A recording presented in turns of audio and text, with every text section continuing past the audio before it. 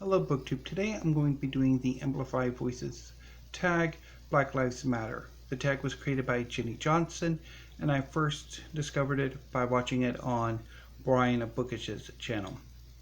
I will be leaving links to both down below.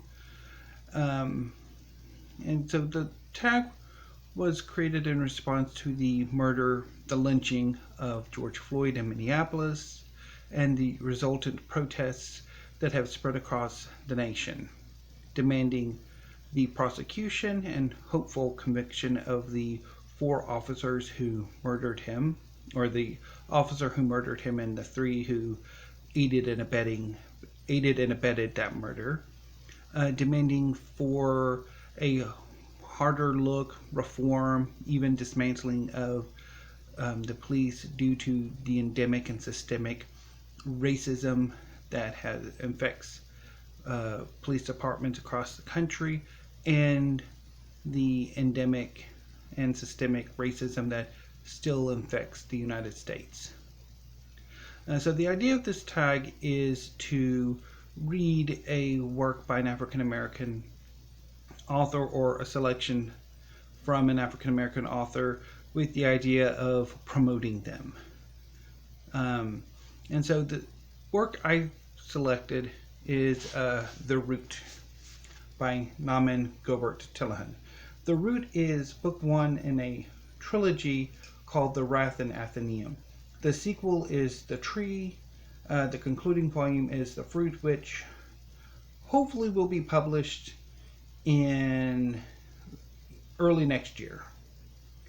Hopefully. The publishing date has ping-ponged for the last year or so.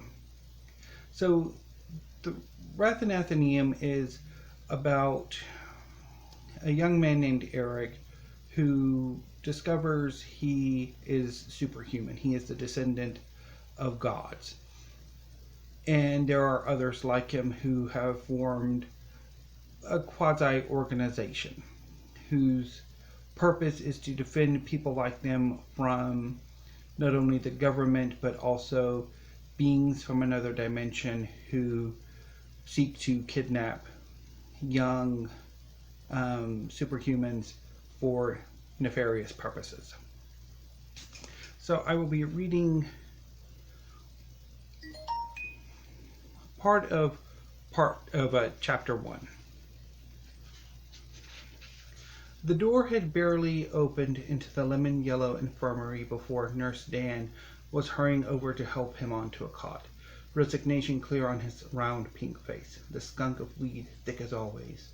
He reached for Eric's arm, but pulled him back at the appearance of the 2 men that followed him. The school's flashlight-wielding security looked decidedly unhappy, bracketing the young man who was covered in scrapes, sporting both a black eye and bruised knuckles. Despite his appearance, Eric was not moving as if he were in pain. Nothing like the bent-over, cradling, vivid yellow-green-purple bruises under his closed posture that he usually appeared here with. Eric took all this in through a haze of euphoric sensation, and made no noise as the school nurse shook himself and moved to help him sit. The security escort stayed at the door. Dan hurried over to his supplies and brought them along with a chair to sit across from Eric, seated on one of the 3 cots. His pupils were blown wide, head moving lazily around. Bastian and Melisande? Eric nodded at Nurse Dan's words, smiles stretching his aching lips. He felt the vibration of the man's voice in his hands where he was cleaning up the split knuckles, felt the shockwaves of the man's breath against his face. He giggled, partly because it tickled, and partly because he could never call those 2 assholes Bastian and Melisande without laughing. 2 of the stupidest stage names he'd ever heard. What kind of private art school let teenagers pick their own stage names? For fuck's sake. It was why there were students running around calling themselves Morgana and Amaranth and Tamlin.